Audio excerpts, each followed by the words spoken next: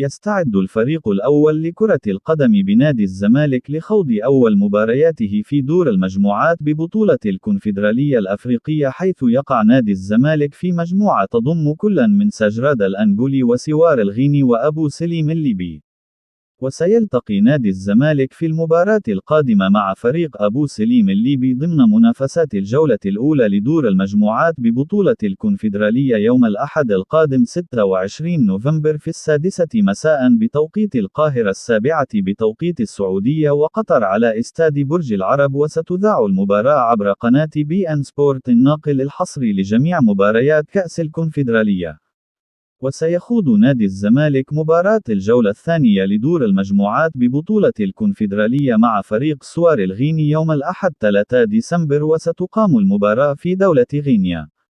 ويتبقى لنادي الزمالك خوض مباراة واحدة في شهر نوفمبر بعد مباراة أبو سليم الليبي أمام فريق فيوتشر في الجولة السابعة لبطولة الدوري المصري يوم الأربعاء 29 نوفمبر. وأخطر الاتحاد الأفريقي لكرة القدم نادي الزمالك باختيار طاقم تحكيم تونسي لإدارة مباراته القادمة أمام الفريق الليبي، كما طالب نادي الزمالك الجهات الأمنية بالموافقة على حضور 50,000 مشجع لمؤازرة ودعم الفريق في المباراة القادمة.